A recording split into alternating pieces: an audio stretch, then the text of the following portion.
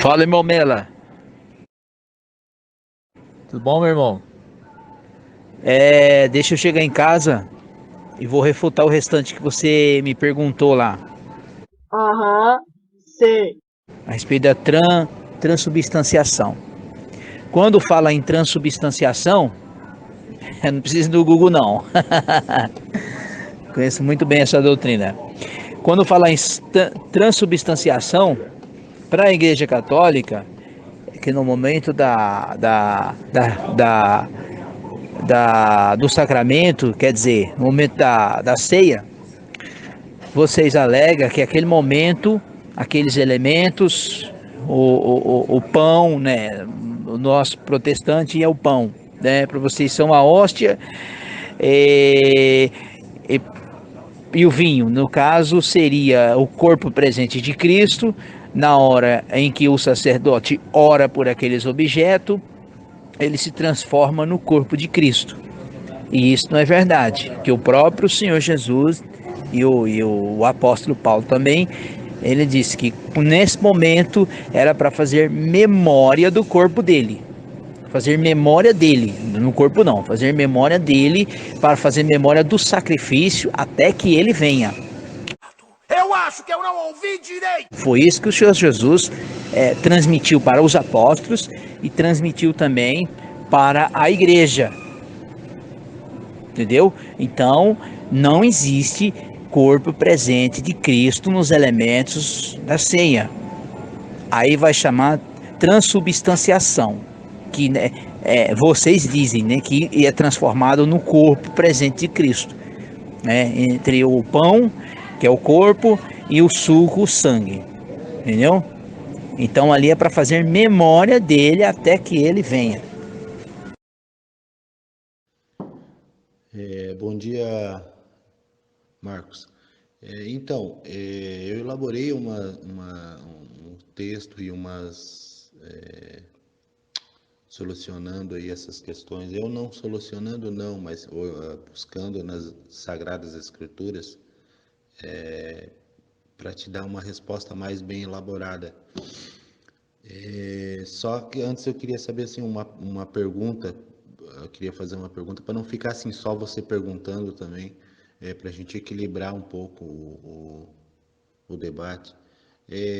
Você não acredita que Deus tenha poder para fazer com que a Eucaristia aconteça?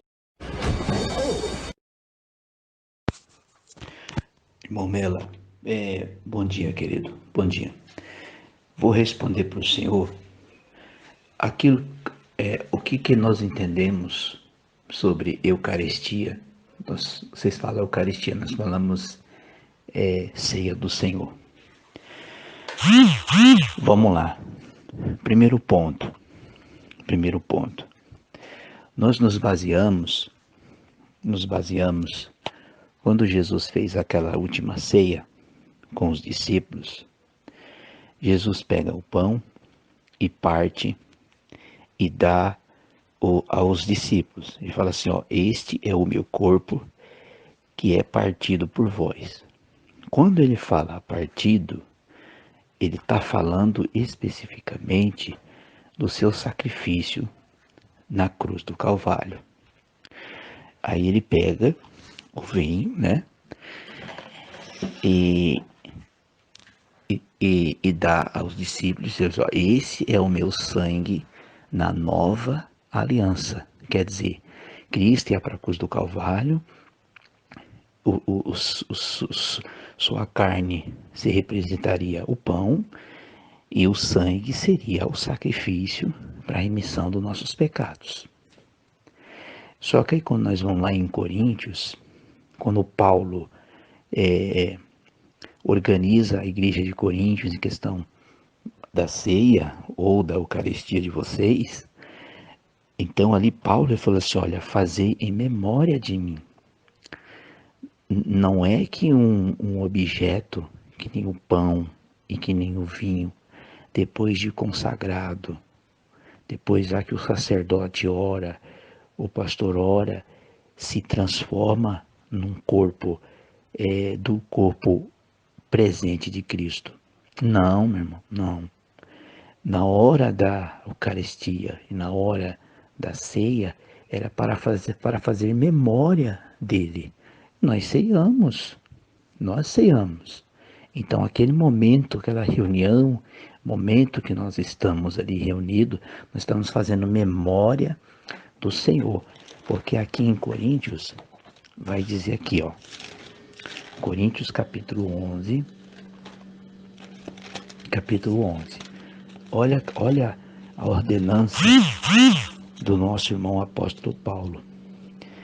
É a verdade, não minto. Ele vai dizer assim, ó, o versículo 20: quando vos reunir no mesmo lugar, não é para comer a ceia do Senhor, pois quando comes, apressa, toma a própria ceia, assim tem fome e outro embriaga. Não tendes casa onde para comer ou beber, ou muito menos a igreja de Deus, envergonhais o que nada teis. Aí o versículo 23, porque eu recebi do Senhor e também vos ensinei que o Senhor Jesus, na noite que foi traído, tomou o pão, mesmo que Jesus será, e tendo dado graça, quer dizer, levantou ao céu e deu graças a Deus, e disse: este é o meu corpo, que é entregue por vós, fazei em memória de mim. Então, o mesmo que Jesus falou assim, ó, fazei em memória de mim. Aí o versículo 20, semelhante, depois de cear, tomou o cálice, ele pegou o cálice da nova aliança, que é o novo pacto, a nova aliança que Deus fez com o homem pelo sacrifício de Cristo. E isto, todas as vezes que beberdes em memória de mim, pois todas as vezes que comerdes este pão e beberdes do cálice, anuncia a morte do Senhor até que ele venha.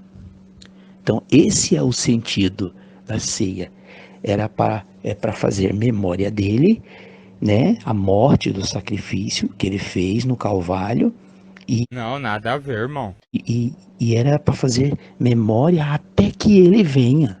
Então, nós cristãos, no caso como nós protestantes, nós temos esperança que Cristo vai voltar. Ele vai voltar novamente, mas ele vai voltar nas nuvens para buscar a igreja.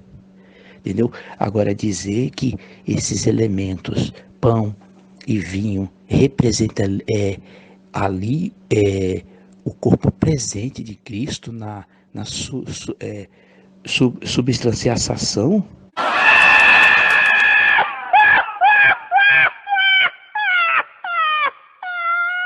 Entendeu? É isso que nós cremos, irmão. Vê se eu respondi aí pro senhor. Então, irmão Mela, então eu coloquei os textos aí, ó, o 24 e o 25. Você vê que o apóstolo Paulo, ele sempre afirma, ó, o versículo 24, isto é em memória de mim. E lá no versículo 25, todas as vezes que beberdes, em memória de mim. Então esse é o sentido da ceia, fazer memória daquilo que Cristo fez lá no Calvário. Agora eu vou colocar lá dos evangelhos, quando Jesus fez no momento da ceia. Entendeu? Legal! Irmão Mela, não é simbolicamente, é memória. É memória. É fazer memória do que Cristo fez. Eu não falei simbolicamente. Se o Senhor dizer que no momento da ceia, ali o corpo presente, é para fazer memória dele. Tá aí o texto aí, ó. Então, Que demais! meu irmão Marcos, mas assim, é o que eu estou querendo dizer. Você está interpretando simbolicamente aquilo que as escrituras falam que é para fazer em memória. Vou te dar um exemplo. O próprio Lutero acreditava que a Eucaristia, né, isso são escritos dele, né, inclusive está nas 95 teses dele contra a própria Igreja Católica, mas mesmo assim ele admitia que o pão e o vinho eram consubstanciais. Então, o que ele acreditava? Que a substância do pão estava ali e a de Jesus Cristo também estava ali, né? o que é diferente da transubstanciação. Porém, todas as igrejas protestantes do Brasil, né, elas não nem vêm elas não concordam com Lutero nesse caso da consubstanciação. Então, um exemplo, eu sou ex-protestante, né? Durante 35 anos fui protestante e eu tenho que dizer que o meu pai, né, eu nasci com o meu pai sendo pastor. Então, o que acontece? A Assembleia de Deus e todas as outras, várias outras igrejas, né, acreditam na Santa Ceia simbolicamente. Eles fazem em memória, mas acreditam que não existe transformação nenhuma. Nem na consubstanciação, que era o qual Lutero ainda acreditava, que foi o primeiro que dividiu a unidade da fé, né? Como a gente sabe, ali por volta de 1500, né? Então, assim, a transubstanciação, o que que ela é? Ela é, vou te dar um exemplo, ela troca, inclusive, é que tem que entender um pouco de filosofia, né? Então, a gente tem os acidentes ali, ela troca os acidentes e a substância, né? Então, no caso, a Igreja Católica acredita que não, que o pão, um exemplo assim, o pão tem cheiro de pão, tem gosto de pão, né? Parece pão, né? Mas substancialmente, através do poder divino de Deus, que Deus pode fazer isso, é lógico que Deus tem o poder, tem todo o poder, Deus é o poder, né? E ele pode transformar o pão no corpo de Cristo. Assim, não é materialização, né? Transubstanciação não é a mesma coisa que materialização. A gente não fala que o pão se materializa na carne e no sangue de Cristo, né? Você não vai colocar a hóstia da tua boca, não vai sair sangue da tua boca.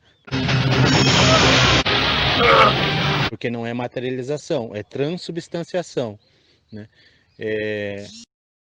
É como onde a gente vê na natureza, esse tipo de transubstanciação, ela é divina, né? Somente através do Espírito Santo ela acontece. Mas a gente vê transubstanciação, assim, para ter um exemplo, claro que é diferente, porque daí, né, muda os acidentes. Um exemplo, a vaca quando come grama, o estômago dela faz a transubstanciação daquela substância e a gente vai ter o quê? Vai ter o leite, né? Então esse é um exemplo de transubstanciação na natureza.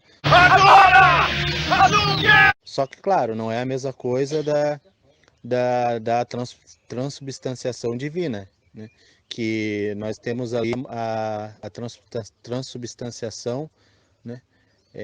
Do corpo real de Cristo, né? Bom, Mela, eu entendo perfeitamente o que o senhor está querendo dizer. Então, quando nós fazemos esse ato da ceia, e vocês fazem na Eucaristia, não é simbolicamente. Foi o que o nosso Senhor Jesus e o apóstolo Paulo disse. Era para fazer memória dele. Olha, naquele momento, nós vamos fazer memória do sacrifício de Cristo. Porque sem o sacrifício dele, não havia salvação para nós. Então nós fazemos memória. Lembra comigo assim, Jesus ali na ceia, ele pega o pão, leva aos altos da graça, quebra aquele pão ao meio e divide entre os discípulos e diz, este é o meu corpo que foi partido por vós, fazei em memória de mim. Quando ele parte, isso, o que ele está querendo dizer é que ele ia ser partido, ele ia para a cruz do Calvário. Aí ele pega o cálice, que era o vinho, que é da videira, e ele disse, este é o meu cálice da nova aliança. Que aliança? Foi a aliança que Deus fez conosco, com a humanidade. Pelo sangue de Jesus, nós somos perdoados dos nossos pecados pelo sacrifício de Cristo. Aí ele disse, fazei em memória de mim. Então, quando você pega lá a hóstia, no caso é a hóstia, olha, Esse é o sacrifício que Cristo fez por mim. É simplesmente isso. Não tem nada mais que acrescentar nisso. Eu não acho nada. Então, Marcos, você fala ali que Jesus e Paulo falaram, mas eu vou mostrar para você que como Jesus Cristo já começa a falar da Eucaristia, você lembra aquele grande milagre que ele transformou 5 pães em uma quantidade absurda para saciar aquelas 5.000 pessoas, claro, sem contar as mulheres e as crianças lá, lógico. Que sobrou 12 cestos de pedaços, você lembra disso? Jesus Cristo usa esse milagre para demonstrar o seu poder divino, né? Isso está lá em João capítulo 6, do 1 ao 15. E daí, assim, logo em seguida ele começa a falar de um outro pão.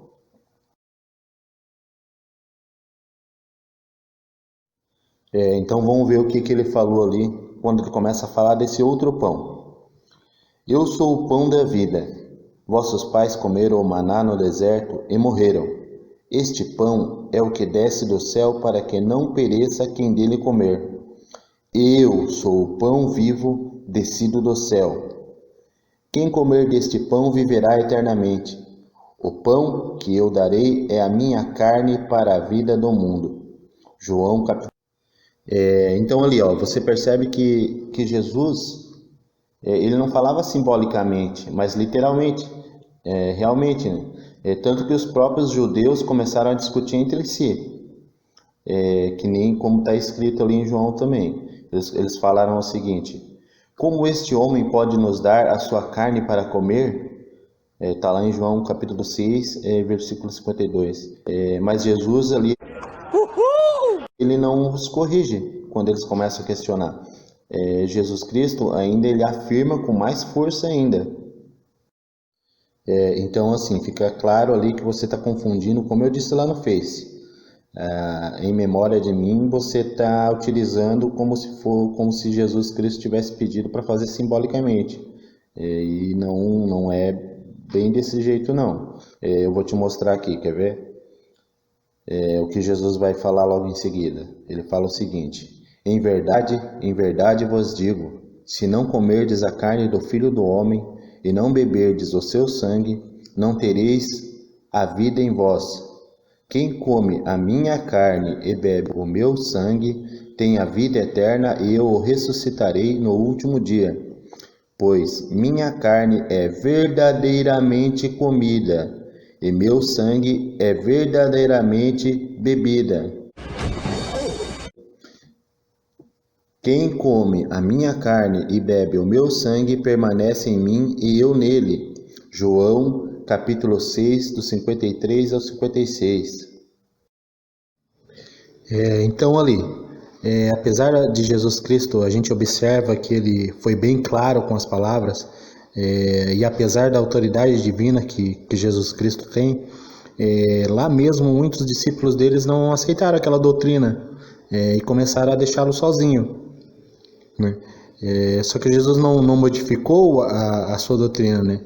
Ele ainda, a gente vai ver que ele se volta para os 12, né? E fala algo para eles ali, né?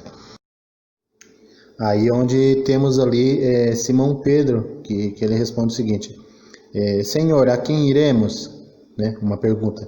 Só tu tens tens palavras de vida eterna, e nós cremos e reconhecemos que és o Santo de Deus. Isso aí está lá em João, capítulo 6, do 67 ao 69.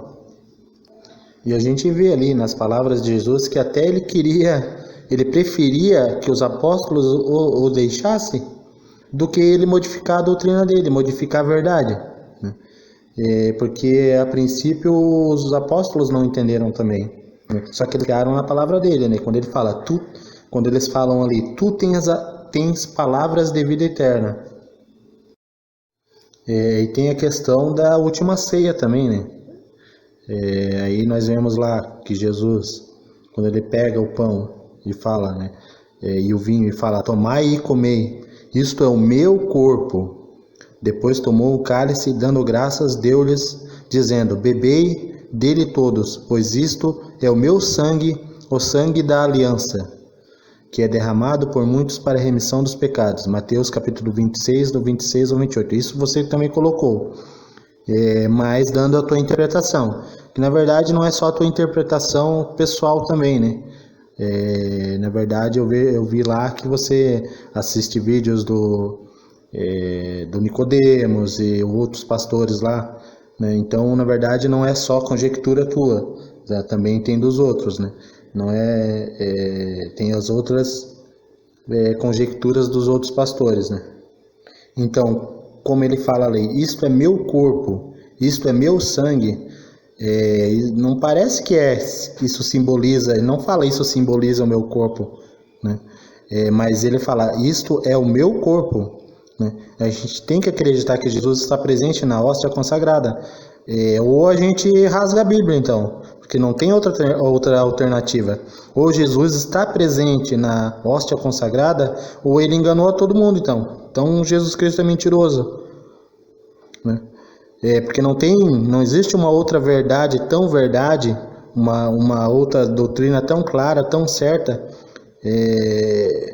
ela não admite assim dúvidas, como é. Jesus está realmente presente na Eucaristia, e não que ele não esteja presente realmente em outra, não que ele não esteja presente nas outras, mas é que na Eucaristia o que acontece? Ele está presente realmente por excelência, né? Como diz o Catecismo. Vamos ver agora aqui, ó, o apóstolo Paulo, ele vai falar, ele entende que é para fazer em memória, Jesus quando fala em memória dele é para fazer em memória, mas olha o que ele vai falar, né? E como eu falei, fazer em memória de mim não quer dizer que seja, isso não prova que a transubstanciação não exista, né? Isso não refuta nada, porque observe bem, quer ver, Marcos? Ó, o cálice da bênção que abençoamos não é a comunhão com o sangue de Cristo? Isso Paulo falando. E o pão que partimos não é a comunhão com o corpo de Cristo? Ele está perguntando na 1 Coríntios, capítulo 10, versículo 16. Depois ele fala mais à frente, ó, pois todas as vezes que comeis deste pão e bebeis deste cálice, anunciais a morte do Senhor até que ele venha. Eis porque todo aquele que comer do pão ou beber do cálice do Senhor indignamente será réu do corpo e do sangue do Senhor. Ó, réu do corpo e do sangue. Por conseguinte, que cada um examine a si mesmo antes de comer deste pão e beber deste cálice. Pois aquele que come e bebe sem discernir o corpo do Senhor, sem discernir o corpo do Senhor, né? Não está falando nada né? Está falando, sendo bem especificamente falando do corpo de Cristo, do corpo do nosso Senhor, que é Jesus Cristo, né?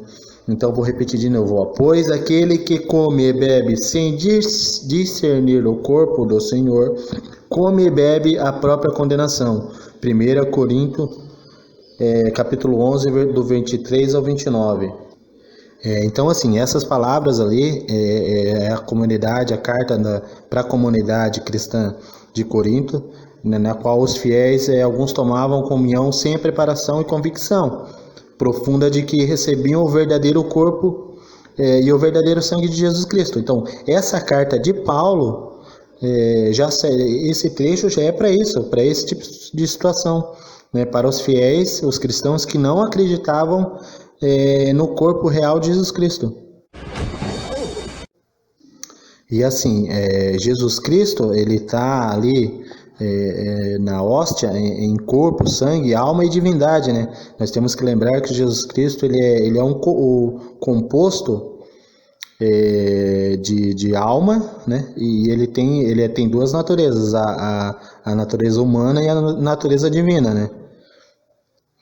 E, sim, tanto que a Eucaristia é o coração da igreja ali, é o centro, né?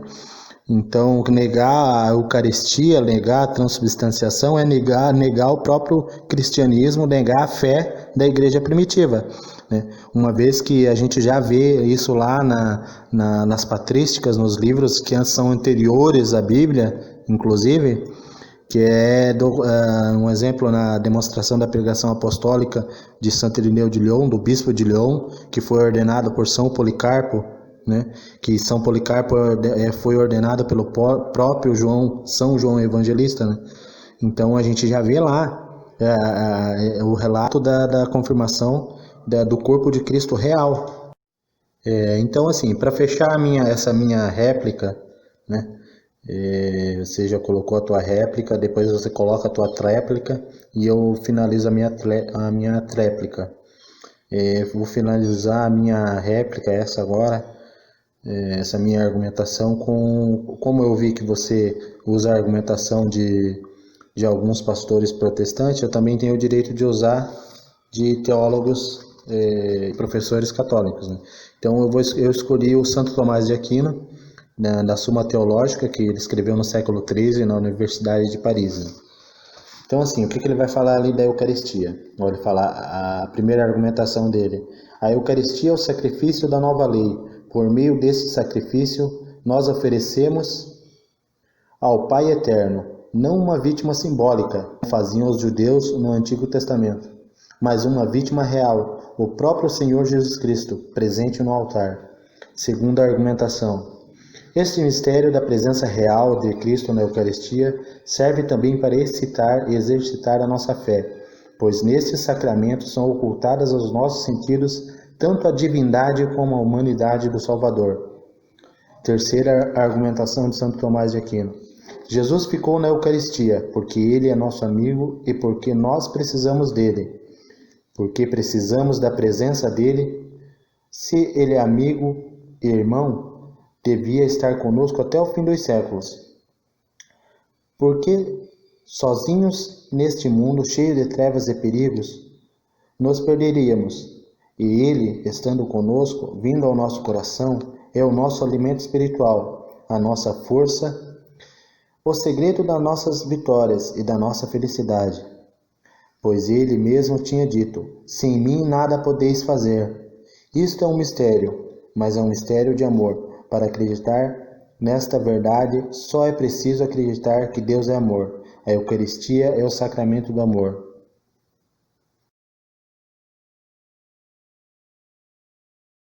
Eu vou te ensinar sobre a substanciação e sobre o Calvário. Calvário. Jesus morreu no Calvário. A cruz do Calvário.